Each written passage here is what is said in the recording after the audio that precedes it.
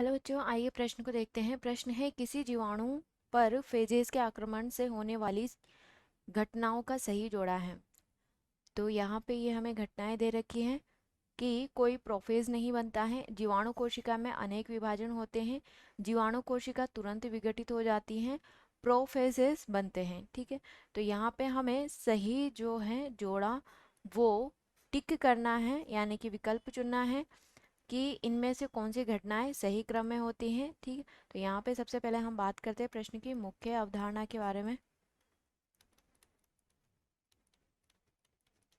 तो यहाँ पे प्रश्न की मुख्य अवधारणा है कि जब जीवाणु पर कोई फेजेस फेजेस आक्रमण करता है। फेजेस क्या हो गया, विषाणु या फिर कोई वायरस जैसी कंडीशन होती है। ठीक है, तो कोई जीवाणु पर फेजेस जब आक्रमण करता है तो ये न्यूक्लिक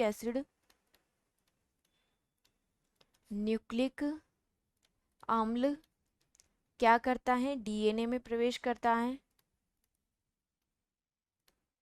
डीएनए में प्रवेश करता है, ठीक है, जिससे क्या बनते हैं, प्रोफेजेज बनते हैं।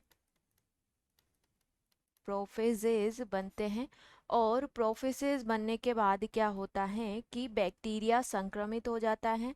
और संक्रमित जो बैक्टीरिया होता है उसमें क्या होता है, बैक्टीरिया के अंदर क्या होने लगता है, कोशिका विभाजन होना शुरू हो जाता है, या अत्यधिक मैं कहूँ कोशिका विभाजन होता है। कोशिका विभाजन होता है,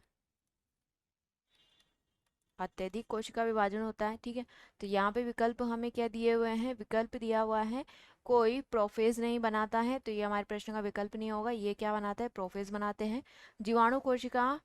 जीवाणु कोशिका में अनेक विभाजन होते हैं। ठीक है, तो ये भी क्या हो जाएगा, सही हो जाएगा। जीवाणु कोशिका में क्या होते हैं, अनेक विभाजन होते हैं। जीवाणु कोशिका तुरंत विघटित हो जाती है, तो यह हमारा विकल्प नहीं होगा। ठीक है, तो यहाँ पे सेकंड और जो फोर्थ है वो क्या होगी, सही घटना होगी। तो यहाँ पे विकल्प क्या हो जाएगा हमारा, यहाँ पे विकल्प होगा, ये हो गया अपना सेकंड और फोर्थ।